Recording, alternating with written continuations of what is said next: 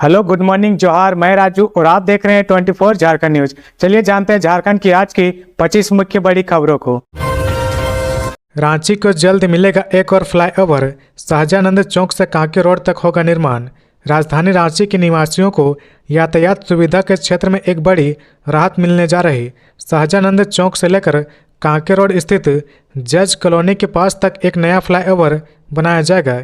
इस परियोजना को राज्य उच्च पथ प्राधिकरण state highway authority of Jharkhand द्वारा कार्यान्वित किया जाएगा और इसकी अनुमानित लागत लगभग 326 करोड़ रुपए है। निर्माण कार्य engineering, procurement and construction EPC mode के तहत किया जाएगा। इस परियोजना के लिए टेंडर आमंत्रित कर दिए गए हैं। इच्छुक कंपनियां 8 सितंबर 2025 तक आवेदन कर सकती है और 9 सितंबर को टेंडर खोला जाएगा। यदि सब कुछ समय पर होता है तो अक्टूबर 2025 से निर्माण कार्य प्रारंभ कर दिया जाएगा। इस दौरान कुछ क्षेत्रों में भू अर्जन तथा यूटिलिटी जैसे बिजली के खंभे व पाइपलाइन के लिए स्थानांतरण का काम भी किया जाएगा। इंजीनियरों के अनुसार भू अर्जन की आवश्यकता सीमित है। करीब 3.5 किलोमीटर लंबा यह फ्लाईओवर रांची के व्यस्तम क्षेत्रों में से एक रातू रोड एलिवेटेड कॉरिडोर के ऊपर से गुजरेगा। इसके बनने से शाहजानंद चौक और हरमू चौक से निकलने वाले वाहन सीधे कांके रोड की ओर जा सकेंगे और जज कॉलोनी के पास उतरकर अपने गंतव्य की ओर बढ़ पाएंगे। रातू रोड या कचहरी की दिशा में जाने वाले वाहनों के लिए गौशाला के पास एक अलग रैंप का निर्माण किया जाएगा, जिससे उन्हें कांके रोड की ओर न जाकर सीधे उतरने की सुविधा मिलेगी। दूसरी ओर कांके रोड से आने वाले वाहन इस फ्लाईओवर से होकर शाहजानंद चौक के समीप उतरकर हरमू, अरगोड़ा या कड़रू की दिशा में बढ़ सकेंगे। इस निर्माण से किशोरगंज चौक और गाड़ी खाना चौक जैसे प्रमुख जाम वाले इलाकों में ट्रैफिक का बदलाव काफ़ी हद तक कम होने की उम्मीद है। शराब दुकानों के समय में बदलाव, अब रात 11 बजे तक बिकेगी शराब। झारखंड में शराब की दुकानें अब रात 11 बजे तक खुली रहेगी। दुकान सुबह 10 बजे से खुलेगी और रात 11 बजे तक बंद होगी। मालूम हो कि फिलहाल राज्य में शराब की दुकानें रात 10 बजे तक ही संचालित होती है। इधर राज्य में नई उत्पाद नीति के तहत खुदरा शराब दुकानों की लॉटरी को लेकर तैयारी शुरू कर दी गई है। उत्पाद आयुक्त रविशंकर शुक्ला ने शनिवार को सभी जिलों के सहायक उत्पाद आयुक्त व पदाधिकारी के साथ वीडियो कॉन्फ्रेंसिंग की। इसमें सभी जिलों में शराब दुकानों की लॉटरी प्रक्रिया में शामिल होने वाले इच्छुक कारोबारी भी शामिल हुए। सभी व्यापारियों को लॉटरी प्रक्रिया की पूरी जानकारी दी गई। लॉटरी प्रक्रिया के संबंध में बताया गया कि शराब दुकानों की लॉटरी को लेकर बनाए गए ग्रुप में 1 से लेकर 4 दुकानें शामिल की गई है। एक आवेदक एक जिले में अधिकतम 3 ग्रुप और राज्य भर में 9 ग्रुप की लॉटरी में शामिल हो सकता है। एक कारोबारी को 4 दुकानें वाली 9 ग्रुप लॉटरी पूरे राज्य में निकलती है तो उसे राज्य भर में अधिकतम 36 दुकानें मिल सकती है। एक आवेदक को एक जिले में अधिकतम 3 ग्रुप में लॉटरी निकल सकती है। ऐसे में उसे जिले में अधिकतम 12 दुकानें आवंटित हो सकती है। आवेदक को दुकान के लिए निर्धारित न्यूनतम राजस्व की 2% अग्रिम राशि जमा करनी होगी। इसके अलावा लॉटरी प्रक्रिया में भाग लेने के लिए निर्धारित राशि देनी होगी। व्यापारियों को बताया गया कि अगर लॉटरी में दुकान आवंटन के बाद अगर वे इस राशि की प्रक्रिया में समायोजित करना चाहते हैं तो राशि समायोजित कर दी जाएगी। विभाग ने 15 दिनों के अंदर राशि वापस करने की बात कही। नगर निगम क्षेत्र में लॉटरी के प्रति दुकान 25,000 रुपये निर्धारित किया गया है। व्यवसायियों को बताया गया कि दुकान के लिए निर्धारित न्यूनतम राजस्व के अनुरूप शराब का उठाव करना अनिवार्य होगा। दुकानदारों को प्रतिदिन के स्टॉक की जानकारी देनी होगी। दुकानदारों को लाभांश 12% होगी। शराब की बिक्री ट्रैक एवं ट्रेस सिस्टम के माध्यम से की जाएगी। वीडियो कॉन्फ्रेंसिंग में झारखंड के अलावा बिहार, उत्तर प्रदेश, मध्य प्रदेश, पश्चिम बंगाल से लेकर राजस्थान तक के कारोबारी शामिल हुए। सिमडेगा के कोलेबेरा घाटी में बस और 2 ट्रकों की टक्कर, एक की मौत, कई लोग घायल। रविवार 27 जुलाई को सिमडेगा से रांची जा रही मूनलाइट यात्री बस कोलेबेरा घाटी में 2 मालवाहक ट्रकों से टकरा गई। इस दुर्घटना में एक व्यक्ति की मौके पर ही मौत हो गई और करीब आधा दर्जन लोग घायल हो गए। दुर्घटना की वजह से NH 143 पर दोनों ओर वाहनों की लंबी कतार लग गई, जिससे सिमडेगा रांची मुख्य मार्ग पूरी तरह जाम हो गया। पुलिस दुर्घटनाग्रस्त वाहनों को हटाकर सड़क जाम खत्म करने की कोशिश कर रही। जानकारी के अनुसार सुबह करीब 11:15 बजे मूनलाइट बस सिमडेगा से यात्री को लेकर रांची की ओर रवाना हुई थी। कोलेबीरा घाटी में ओवरटेक के प्रयास में बस एक ट्रक से आमने सामने टकरा गई। उसी समय पीछे से एक अन्य ट्रक भी टकरा गई। इस दुर्घटना में बस का अगला हिस्सा पूरी तरह क्षतिग्रस्त हो गया। ट्रक के साथ हुई बस की टक्कर में बस खलासी रोशन की मौत दुर्घटना स्थल पर ही हो गई, जबकि बस चालक अनूप बस के क्षतिग्रस्त केबिन में फंस गया। स्थानीय लोगों ने काफ़ी मशक्कत के बाद चालक को बाहर निकाला। घायलों में बस का कंडक्टर सुरजीत सिंह, यात्री क्रिस्टीना बा, इशिका डुंगडुंग, कॉर्नेलियस डुंगडुंग और एक बच्ची शामिल है। स्थानीय लोगों ने एम्बुलेंस की मदद से सभी घायलों को सदर अस्पताल पहुंचाया, जहां उनका इलाज जारी है। पुलिस ने दुर्घटना स्थल पर पहुंचकर मृतक के शव को कब्जे में लेकर पोस्टमार्टम के लिए भेज दिया। अनुराग गुप्ता को डीजीपी के पद पर नियुक्ति को चुनौती देने वाली याचिका पर सुनवाई 28 जुलाई को। अनुराग गुप्ता को डीजीपी के पद पर नियुक्ति को चुनौती देने वाली याचिका पर सुप्रीम कोर्ट में 28 जुलाई को सुनवाई होगी। बाबूलाल मरांडी की ओर से दायर अवमानना याचिका को सुनवाई के लिए 28 जुलाई को सूचीबद्ध कर दिया गया है। मामले की सुनवाई मुख्य न्यायाधीश BR गवई, न्यायाधीश के विनोद चंद्रन और न्यायाधीश NB अंजरिया की पीठ में होगी। बाबूलाल मरांडी ने सुप्रीम कोर्ट में याचिका दायर कर अनुराग गुप्ता को डीजीपी के पद पर नियुक्त करने को चुनौती दी थी। इसमें मुख्य सचिव सहित अन्य को प्रतिवादी बनाया गया था। याचिका में यह भी कहा गया था कि अनुराग गुप्ता की नियुक्ति सुप्रीम कोर्ट द्वारा प्रकाश सिंह बनाम केंद्र सरकार के मामले में दिए गए दिशा निर्देशों के खिलाफ की गई है। अनुराग गुप्ता को नियुक्ति करने के लिए यूपीएससी के पैनल से नियुक्त किए गए डीजीपी को गलत तरीके से पद से हटाया गया। सुप्रीम कोर्ट ने किसी डीजीपी को पद से हटाने के लिए जो शर्त निर्धारित किया है उसका उल्लंघन किया गया, इसलिए अनुराग गुप्ता को डीजीपी के पद पर नियुक्ति करना न्यायालय की अवमानना है। सुप्रीम कोर्ट ने याचिका पर सुनवाई के पहले चरण में राज्य सरकार को नोटिस जारी कर अपना पक्ष पेश करने का निर्देश दिया। राष्ट्रपति द्रौपदी मुर्मू के रांची दौरे की तैयारी को लेकर रांची उपायुक्त ने की समीक्षा बैठक। राष्ट्रपति द्रौपदी मुर्मू के 31 जुलाई एवं 1 अगस्त 2025 को प्रस्तावित रांची दौरे के मद्देनजर समाहरणालय सभागार में उपायुक्त सह जिला दंडाधिकारी मंजुनाथ भजयंत्री की अध्यक्षता में एक अहम बैठक आयोजित की गई। बैठक में जिला स्तरीय पदाधिकारियों के साथ राष्ट्रपति दौरे की तैयारियों, सुरक्षा व्यवस्था, यातायात प्रबंधन, स्वागत सत्कार एवं कार्यक्रम स्थलों की व्यवस्थाओं पर विस्तार से चर्चा की गई। उपायुक्त मंजुनाथ भजयंत्री ने सभी संबंधित विभागों को उनकी जिम्मेदारियां स्पष्ट रूप से सौंपते हुए निर्देश दिया कि राष्ट्रपति महोदय का दौरा पूरी तरह त्रुटि रहित और गरिमापूर्ण ढंग से संपन्न हो। उन्होंने विभागों से समन्वय स्थापित करते हुए समय पर सभी तैयारियां पूर्ण करने को कहा। बैठक में प्रस्तावित कार्यक्रम स्थल एवं अन्य संभावित स्थलों की व्यवस्था सुनिश्चित करने, साफ सफाई, सुरक्षा, यातायात नियंत्रण, अग्निशमन, स्वास्थ्य सेवाएं, पेयजल, शौचालय एवं पार्किंग आदि विषयों पर विभागवार समीक्षा की गई। रूट लाइन पर सुरक्षा के विशेष प्रबंधों को लेकर पुलिस प्रशासन को सतर्क रहने के निर्देश दिए गए। उपायुक्त ने अधिकारियों से अपनी जिम्मेदारियों का निर्वहन सजगता और संवेदनशीलता के साथ करने का आह्वान किया। उन्होंने यह भी स्पष्ट किया कि तैयारियों की नियमित समीक्षा की जाएगी और कार्यों की प्रगति पर विशेष निगरानी रखी जाएगी। झारखंड पुलिस में नई गाड़ियों की खरीद को मिली मंजूरी, खटारा वाहन से मिलेगा पुलिस को छुटकारा। झारखंड सरकार ने नए पुलिस वाहनों की खरीद के लिए हरी झंडी दी है। इसके तहत थानों में नए वाहन खरीद की प्रक्रिया तेज कर दी गई है, जिससे पुलिस विभाग को बड़ी राहत मिलेगी। झारखंड के थानों में सालों से चल रहे खटारा वाहनों को हटाया जाएगा। झारखंड सरकार के द्वारा पुलिस की गश्ती को तेज और आधुनिक बनाने के लिए काम शुरू कर दिया गया है। राज्य सरकार के द्वारा झारखंड पुलिस के लिए 3000 से अधिक वाहनों की खरीदारी की जा रही है। जानकारी के अनुसार झारखंड पुलिस के लिए 1255 XUV और 1697 हाई स्पीड बाइक की खरीदारी की जा रही। दोनों तरह के वाहनों की खरीदारी से पुलिस को आपराधिक का पीछा करने और आपात स्थिति में कम समय में घटना स्थल तक पहुंचने में मदद मिलेगी। इस योजना से राज्य के 606 थानों को फायदा मिलेगा, जिनमें से 282 थाने नक्सल प्रभावित इलाके में हैं, जहां नए वाहनों की सबसे ज़्यादा ज़रूरत है। मुख्य सचिव की अध्यक्षता में हुई बैठक में वाहनों की खरीद को स्वीकृति प्रदान की गई थी। बैठक में राज्य भर में चिन्हित 2212 अनफिट वाहनों की नीलामी को भी मंजूरी दी जा चुकी है। जेटेट परीक्षा 9 साल से लंबित छात्रों ने किया आंदोलन का ऐलान। झारखंड में शिक्षक पात्रता परीक्षा जेटेट पिछले 9 वर्षों से आयोजित नहीं की गई है, जिससे लाखों अभ्यर्थी निराश और हताश है। इसी मुद्दे को लेकर युवा छात्र अधिकार संघ ने हजारीबाग के गांधी मैदान में एक बैठक आयोजित की, जहां सरकार के उदासीन रवैये के खिलाफ आंदोलन शुरू करने का निर्णय लिया गया।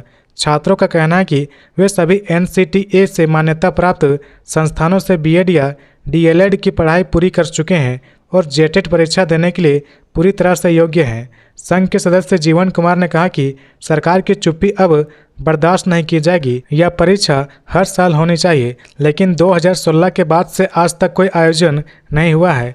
रविंद्र पासवान ने कहा कि यह स्थिति न सिर्फ युवाओं के भविष्य के साथ खिलवाड़ है, बल्कि संविधान के अनुच्छेद 14 समानता का अधिकार, अनुच्छेद 21 जीवन और जीविका का अधिकार तथा अनुच्छेद 16 सरकारी सेवा में समान अवसर का भी सीधा उल्लंघन है। विक्रम कुमार ने बताया कि सरकार ने जेटेट परीक्षा के लिए विज्ञापन जारी कर 3.5 लाख छात्रों से आवेदन मंगवाए थे, लेकिन बाद में बिना कोई ठोस कारण बताए उसे रद्द कर दिया गया। इस फैसले से युवाओं में गहरी निराशा फैली है और उनका मनोबल भी गिरा हुआ है। छात्र नेताओं का कहना है कि बार बार उम्मीद जगाकर फिर से उसे तोड़ना मानसिक उत्पीड़न जैसा है। आफ्ताब की मौत पर भड़के डॉक्टर इरफान अंसारी, बाबूलाल को मास्टरमाइंड बता की उच्च स्तरीय जांच की मांग। रामगढ़ में पुलिस हिरासत से गायब आफ्ताब अंसारी नाम के युवक की मृत्यु पाए जाने पर स्वास्थ्य मंत्री डॉक्टर इरफान अंसारी की तरफ से तीखी प्रतिक्रिया आई है। उन्होंने इस मामले पर मुख्यमंत्री हेमंत सोरेन से उच्च स्तरीय जांच और न्याय की मांग की है। वहीं बीजेपी को घेरते हुए कहा कि रामगढ़ का मामला सिर्फ एक युवक की मौत नहीं है, यह भारत के संविधान, कानून और इंसानियत पर संगठित हमला है। आफ्ताब अंसारी, जिसे पुलिस ने बजरंग दल के दबाव में उठाया और आज हमारे बीच नहीं है। पुलिस हिरासत से गायब हुआ युवक अब मृत अवस्था में मिला है। ये इत्तेफाक नहीं, एक सोची समझी साजिश है। मैं चुप बैठने वाला नहीं। स्वास्थ्य मंत्री डॉक्टर इरफान अंसारी ने इस बर्बरता पर तीखी प्रतिक्रिया देते हुए कहा कि क्या अब झारखंड में कानून नहीं, बजरंग दल चलेगा? क्या भाजपा नेताओं के इशारे पर निर्देशों को थानों में पीट पीट कर मार दिया जाएगा? अगर पुलिस और प्रशासन भाजपा के गुर्गों की कठपुतली बन चुके हैं तो यह लोकतंत्र नहीं, खुली तानाशाही है। डॉक्टर इरफान अंसारी ने भाजपा नेता बाबूलाल मरांडी को इस हत्याकांड का मास्टरमाइंड बताते हुए कहा कि मरांडी के भड़काऊ ट्वीट और बयान ने पुलिस पर दबाव बनाया, माहौल को जहर से भर दिया और अंत में आफ्ताब की जान ले ली। यह हत्या पुलिस कस्टडी में नहीं, भाजपा की विचारधारा में हुई है। उन्होंने पूछा, आखिर बजरंग दल कौन होता है? किसी युवक को पकड़वाने वाला? और पुलिस कैसे उसकी बातों पर कार्रवाई करती है? क्या झारखंड की पुलिस संविधान से चलेगी या भाजपा के कट्टर एजेंडे से? नक्सलियों के करीब 35 लाख बरामद, हथियार खरीदने के लिए डंप किए गए थे रुपए। झारखंड के चाईबासा जिले में नक्सलियों को तगड़ा झटका लगा है। हथियार और गोला बारूद खरीदने के लिए नक्सलियों के द्वारा जमा किए गए करीब 35 लाख रुपए सुरक्षा बलों ने बरामद किया है। दरअसल झारखंड पुलिस नक्सलियों को हर दिन और हर मोर्चे पर पटकनी दे रही है। इसी कड़ी में रविवार को सारंडा में नक्सलियों को बड़ा आर्थिक नुकसान हुआ है। चाईबासा के कराई केला के जंगली क्षेत्र में झारखंड जगुआर और केंद्रीय बलों के जवानों ने सटीक सूचना के आधार पर नक्सलियों द्वारा डंप किए गए 35 लाख रुपए बरामद किया है। रांची के ओरमांझी में डकैती की साजिश रच रहे अंतर्राज्यीय गिरोह का भांडाफोड़, 3 अपराधी गिरफ्तार।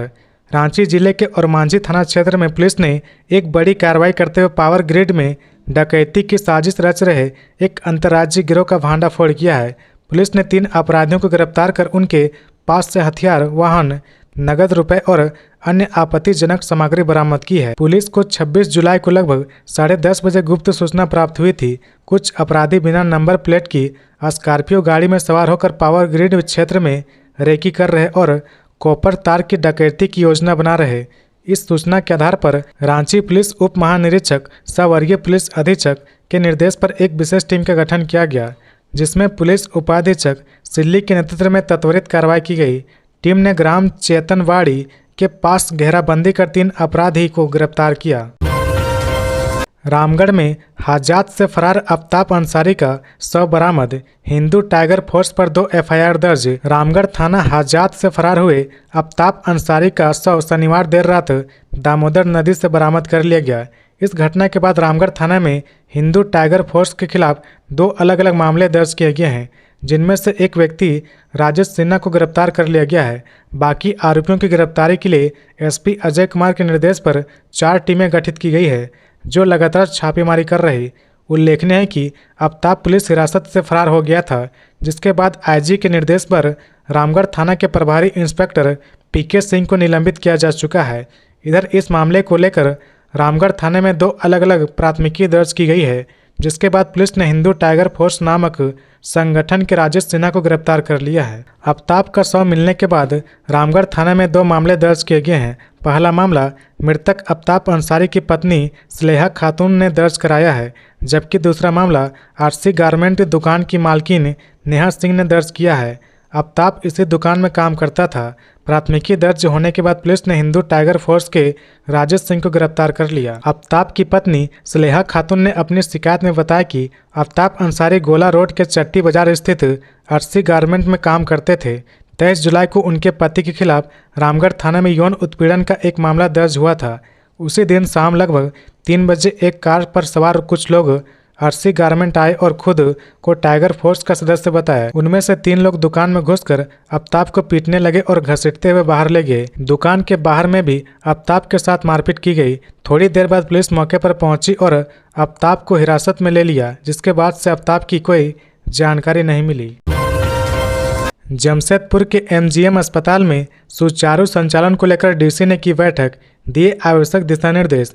जमशेदपुर के एमजीएम अस्पताल के नए परिसर के सुचारू संचालन एवं मरीजों को बेहतर चिकित्सक सुविधा उपलब्ध कराने को लेकर जमशेदपुर के डीसी कर्ण सत्यार्थी की अध्यक्षता में एक महत्वपूर्ण बैठक का आयोजन समारोह सभागार में किया गया। बैठक के दौरान डीसी ने नए अस्पताल परिसर में शिफ्टिंग प्रक्रिया की विस्तृत समीक्षा की।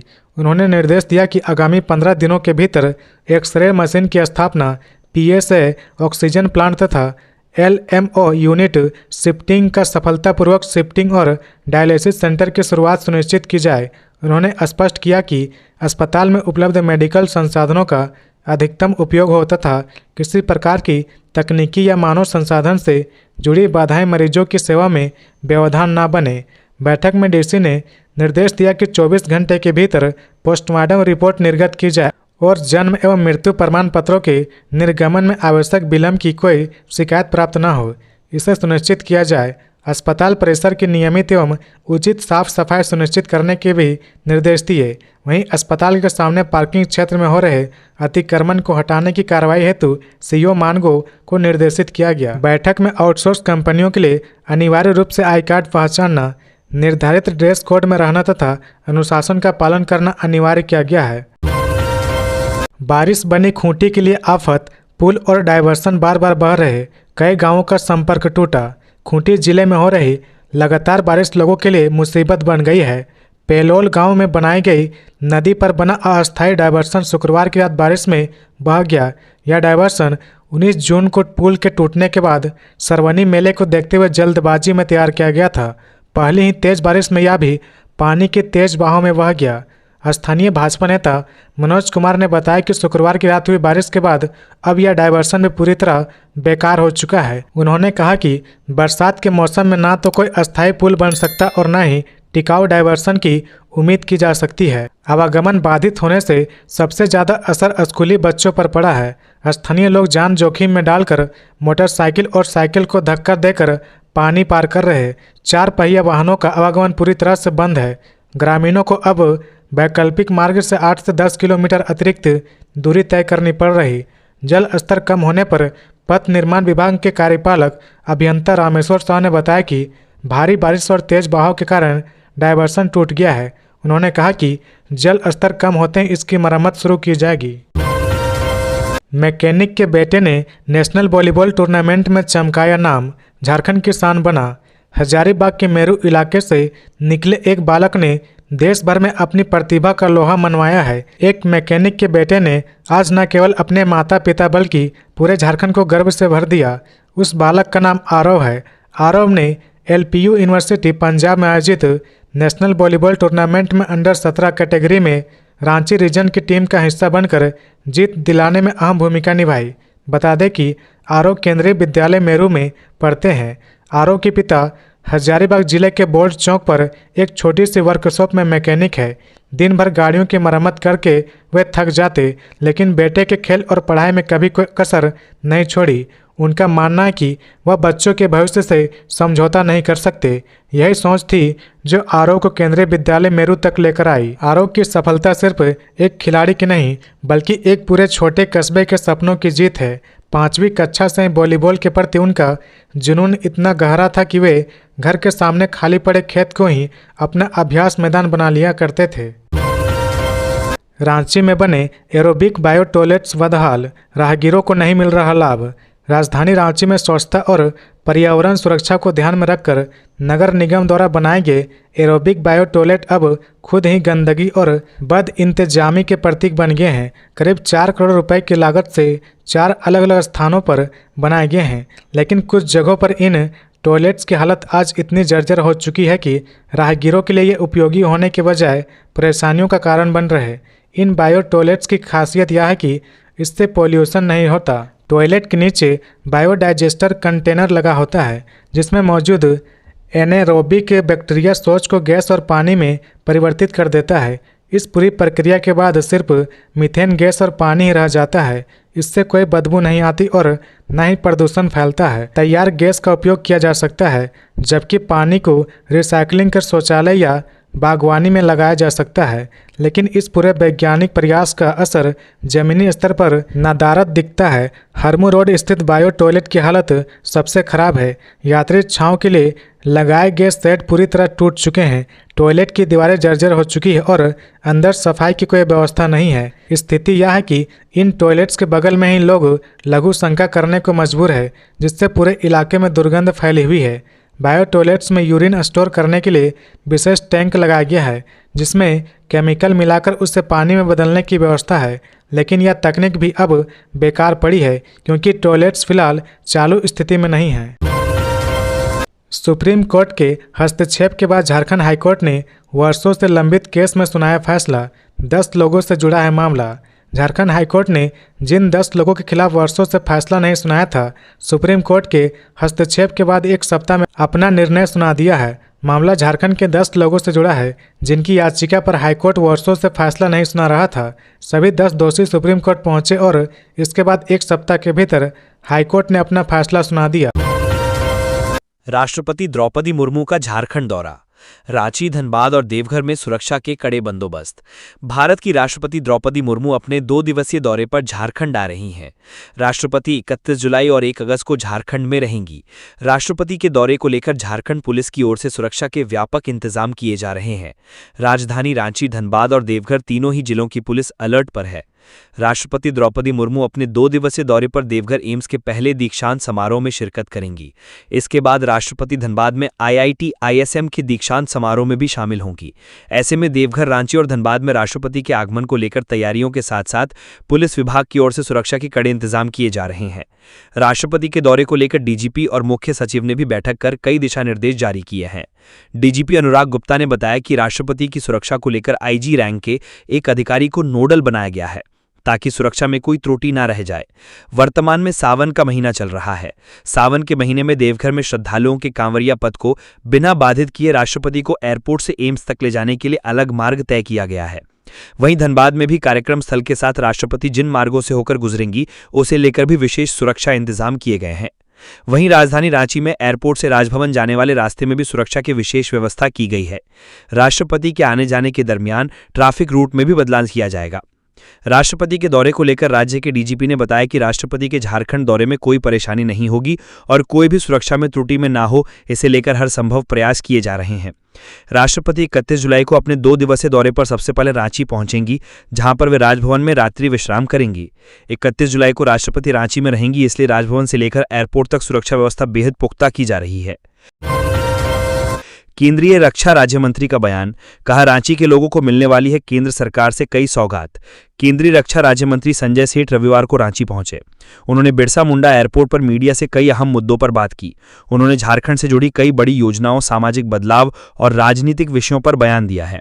मंत्री संजय सेठ ने Chandil bypass, Ranchi outer ring road और रांची जमशेदपुर के बीच चलने वाली इलेक्ट्रिक बस योजना की जानकारी साझा की। इसके साथ ही प्रधानमंत्री नरेंद्र मोदी के मन की बात कार्यक्रम में झारखंड के एक युवक का उल्लेख किए जाने को लेकर उन्होंने खुशी जताई है। रांची एयरपोर्ट पर मीडिया से बातचीत करते हुए उन्होंने बताया कि वे चांडिल बाईपास बाईपास के लोकार्पण कार्यक्रम में शामिल होने जा रहे हैं। उन्होंने कहा, केंद्रीय सड़क परिवहन मंत्री नितिन गडकरी से इस बाईपास को मांग की गई थी, जिसे मंजूरी मिल चुकी है। इससे इलाके के लोगों को सीधा लाभ मिलेगा। स्थानीय लोगों में इसे लेकर खासा उत्साह देखा जा रहा है।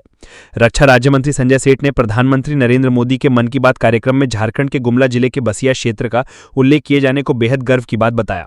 उन्होंने कहा कि एक युवक जिसने बंदूक छोड़ मछली पालन का रास्ता चुना, उस पर प्रधानमंत्री की नजर होना यह बताता है कि देश का कोई भी कोना उनकी दृष्टि से दूर नहीं है। ये बदलाव प्रेरणादायक है। रांची को लेकर मंत्री संजय सेठ ने कई योजनाओं की घोषणा की। उन्होंने बताया कि केंद्रीय मंत्री नितिन गडकरी से मुलाकात में रांची के लिए आउटर रिंग रोड पर चर्चा हुई। साथ ही रांची जमशेदपुर के बीच चलने वाली इलेक्ट्रिक बस की योजना को भी मंजूरी मिली है। ऑपरेशन आहट के तहत मानव तस्करी का प्रयास विफल, 4 नाबालिग बालक रेस्क्यू। रेलवे सुरक्षा बल और एंटी ह्यूमन ट्रैफिकिंग यूनिट की संयुक्त कार्रवाई में रांची मंडल में एक बड़ी मानव तस्करी की साजिश को विफल कर दिया गया। ऑपरेशन आहट के तहत की गई इस कार्रवाई में 4 नाबालिग बालकों को सुरक्षित रेस्क्यू किया गया, जिन्हें गैरकानूनी तरीके से तमिलनाडु के तिरुपुर ले जाया जा रहा था। घटना के संबंध में बताया गया कि जब आरपीएफ की टीम ने ट्रेन संख्या 1351 दुमका चितरंजन एक्सप्रेस के कोच S6 में संदेहास्पद हालत में बैठे 4 नाबालिगों और 2 वयस्कों को पकड़ा। प्रारंभिक पूछताछ में सामने आया कि बच्चों को काम का लालच देकर तमिलनाडु में ले जाया जा रहा था, जहां उन्हें कपड़ा कंपनी में मजदूरी पर लगाया जाना था। दोनों वयस्क व्यक्तियों की पहचान रजू अंसारी और आरिश अंसारी के रूप में हुई है, जिन्होंने पूछताछ के दौरान माना कि वे एक ठेकेदार शोभिक कुमार गोप की कहने पर बच्चों को ले जा रहे थे। बदले में उन्हें 3500 रुपए की दलाली मिलने वाली थी। आरपीएफ की महिला सब इंस्पेक्टर सुनीता तिर्की ने मौके पर एक मोबाइल फोन, यात्रा टिकट और 3500 रुपए की राशि का स्क्रीनशॉट जब्त किया। मामले में सभी कानूनी औपचारिकताएं पूरी करने के बाद दोनों आरोपियों को एएचटीयू थाना कोतवाली पुलिस को सौंप दिया गया। नामकुम ग्रिड डकैती कांड में 9 अपराधी गिरफ्तार और मांझी से भी 3 धरे गए। रांची जिले के नामकुम थाना क्षेत्र स्थित विद्युत सबस्टेशन यानी संचरण केंद्रीय भंडार के कर्मियों एवं सुरक्षा कर्मियों को बंधक बनाकर डकैती डालने वाले 9 अपराधियों को रांची पुलिस ने गिरफ्तार कर लिया है। वारदात को 11 अपराधियों ने मिलकर अंजाम दिया था। डीआईजी सह एसएसपी रांची चंदन कुमार सिन्हा ने बताया कि डकैती गिरोह का मुखिया दिनेश लोहरा है। दिनेश लोहरा उर्फ दिनेश करमाली लातेहार का रहने वाला है। वर्तमान दिनेश डोडांडा के बड़ा घाघरा में रह रहा था। दिनेश ने अपने बयान में बताया कि उसने अपने 10 साथियों के साथ मिलकर इस घटना को अंजाम दिया था। डकैती किए हुए सामान को पुंदाग में कबाड़ी दुकान फुरकान मल्लिक और अरगोड़ा के कबाड़ी दीपक कुमार सोनी को बेच दिया था। दूसरी तरफ और मांझी से भी पावर ग्रिड में चोरी करने वाले 3 अपराधियों को गिरफ्तार किया गया है। ये गिरोह दुर्गापुर से रांची आकर महंगे वाहनों में ग्रिड के वायर को चोरी करता था। मामले में कार्रवाई करते हुए पुलिस ने 3 अपराधियों को गिरफ्तार किया है, वहीं एक स्कॉर्पियो वाहन को भी जब्त किया है। झारखंड में शराब की 827 खुदरा दुकानों में से 5 बंद। मैन पावर सप्लाई करने वाली कंपनियों से वापस लेकर खोली गई 827 दुकानों में से 5 दुकानें बंद हो गई हैं। बंद हुई दुकानों में से 2 रांची, 2 धनबाद और 1 दुमका जिले में हैं। उत्पाद आयुक्त की जांच के दौरान ज्यादा कीमत पर शराब बेचने का मामला पकड़ में आने के बाद 2 दुकानों को बंद कर दिया गया है। धनबाद में कर्मचारियों के द्वारा काम छोड़े जाने की वजह से 2 दुकानें बंद हुई हैं। इसके अलावा श्रावणी मेले की वजह से दुमका की 1 दुकान बंद हुई है। सरकार ने राज्य में 1 सितंबर से नई उत्पाद नीति 2025 लागू करने का फैसला किया है। फिलहाल उत्पाद नीति 2022 में आंशिक संशोधन कर शराब की खुदरा बिक्री की जा रही है। सरकार ने मैन पावर सप्लाई करने वाली कंपनियों से दुकानें वापस लेकर कॉर्पोरेशन के माध्यम से शराब की खुदरा बिक्री शुरू की। मैन पावर सप्लाई करने वाली कंपनियों से दुकानें वापस लेने के दौरान किए गए हिसाब किताब में गड़बड़ी पाई गई है। हिसाब किताब में पाए गए अंतर का मिलान किया जा रहा है। सरकार ने मैन पावर सप्लाई करने वाली कंपनियों से दुकानें वापस लेकर दैनिक मजदूरी पर कर्मचारियों को रखकर शराब की खुदरा बिक्री शुरू की है। फिलहाल 1452 दुकानों में से 822 में शराब की खुदरा बिक्री हो रही है। जमशेदपुर जा रही कार बिजली के खंभे से टकराई, 5 घायल। गिरिडीह के कालीबाड़ी रोड पर हुआ हादसा, एयरबैग ने बचाई जान। गिरिडीह शहर के कालीबाड़ी रोड पर रविवार सुबह एक तेज रफ्तार कार बिजली के खंभे से टकरा गई, जिससे उसमें सवार 5 लोग घायल हो गए। सभी घायल यात्री पटना से टाटा जा रहे थे। हादसा उस समय हुआ जब वाहन चालक ने नियंत्रण खो दिया और कार सीधे खंभे से जा भिड़ी। टक्कर इतनी जबरदस्त थी कि बिजली का खंभा पूरी तरह टूटकर गिर गया। पूरे इलाके की बिजली आपूर्ति बाधित हो गई। कार की रफ्तार इतनी तेज थी कि टक्कर के बाद वाहन के अगले हिस्से के परखच्चे उड़ गए। गनीमत रही कि कार में लगे एयरबैग समय पर खुल गए, जिससे अंदर बैठे लोगों को गंभीर चोटें नहीं आईं। सभी घायलों को प्राथमिक उपचार के लिए तुरंत सदर अस्पताल ले जाया गया, जहां उनकी स्थिति स्थिर बताई जा रही है। जानकारी के अनुसार कार सीधे सड़क किनारे लगे बिजली के खंभे से टकराई। टक्कर की आवाज इतनी तेज थी कि आसपास के लोग घटनास्थल की ओर दौड़े। बिजली का खंभा गिरने से आसपास के इलाके में अफरा तफरी मच गई। घटना की जानकारी मिलते ही नगर थाना पुलिस मौके पर पहुंची। पुलिस ने क्षतिग्रस्त वाहन को कब्जे में लेकर जांच शुरू कर दी है। हादसा पीएनबी बैंक के सामने हुआ, जहां आमतौर पर काफी भीड़भाड़ रहती है। संयोग अच्छा था कि उस समय सड़क किनारे कोई राहगीर मौजूद नहीं था, अन्यथा बड़ा हादसा हो सकता था। बिजली विभाग की टीम ने घटनास्थल पर पहुंचकर क्षतिग्रस्त खंभे को हटाने और बिजली आपूर्ति बहाल करने का काम शुरू कर दिया है। फिलहाल इलाके में विद्युत सेवा बाधित है, मरम्मत कार्य जारी है। झुमरी तिलैया जा रही मिनी बस पलटी, 4 घायल। हजारीबाग से आ रही थी बस, टायर फटने के बाद डिवाइडर से टकराई, चालक फरार। कोडरमा जिले के चंदवारा थाना क्षेत्र में रविवार को एक बड़ा सड़क हादसा हो गया। रांची पटना मुख्य मार्ग NH 20 पर जामू खांडी के पास एक मिनी बस बेकाबू होकर डिवाइडर से टकरा गई और पलट गई। इस दुर्घटना में 4 यात्री घायल हो गए।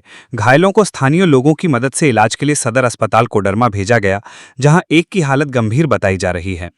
प्राप्त जानकारी के अनुसार राजनंदिनी नामक मिनी बस हजारीबाग से 15 से 20 सवारियों को लेकर बरही होते हुए झुमरी तिलैया जा रही थी। बस में सवार यात्रियों को कोडरमा स्टेशन पहुंचकर वहां से ट्रेन पकड़ना था। जैसे ही बस जवाहर घाट पार कर जामू खांडी के पास पहुंची, उसका पिछला टायर अचानक फट गया। टायर फटते ही चालक ने नियंत्रण खो दिया। घबराहट में बस सीधे डिवाइडर से जा टकराई और पलट गई। हादसे के समय बस की गति सामान्य बताई जा रही है, फिर भी टक्कर इतनी जोरदार थी कि बस के अगले हिस्से को काफी नुकसान हुआ और यात्रियों में अफरा तफरी मच गई। दुर्घटना के बाद मौके पर स्थानीय लोग दौड़े और उन्होंने तुरंत राहत व बचाव कार्य शुरू किया। घायल यात्रियों को एम्बुलेंस की मदद से सदर अस्पताल पहुंचाया गया, जहां एक यात्री की स्थिति गंभीर बताई जा रही है। हादसे के तुरंत बाद बस चालक और खलासी मौके से फरार हो गई। प्रत्यक्षदर्शियों का कहना है कि टायर फटने की आवाज के बाद कुछ ही सेकंड में यह हादसा हो गया। घटना की सूचना मिलते ही चंदवारा थाना की पुलिस घटनास्थल पर पहुंची और मामले की जांच शुरू कर दी है। पुलिस बस को सड़क से हटाकर थाना लाने की प्रक्रिया में जुट गई है। हालांकि इस दुर्घटना के चलते यातायात पर कोई असर नहीं पड़ा। मेन रोड पर गाड़ियां सामान्य रूप से चलती रहीं। पुलिस अब चालक और खलासी की तलाश कर रही है। तो ये थी आज की झारखंड की टॉप बड़ी खबरें। इसी तरह झारखंड की हर छोटी सी बड़ी खबर देखने के लिए आप हमारे चैनल 24 झारखंड न्यूज को सब्सक्राइब करके बेल आइकन प्रेस कर ले, जिससे झारखंड की हर छोटी सी बड़ी खबर की अपडेट आप तक पहुंचता रहे। तो आज के लिए बस इतना ही। हमें दीजिए इजाजत, फिर मिलते हैं नेक्स्ट न्यूज में।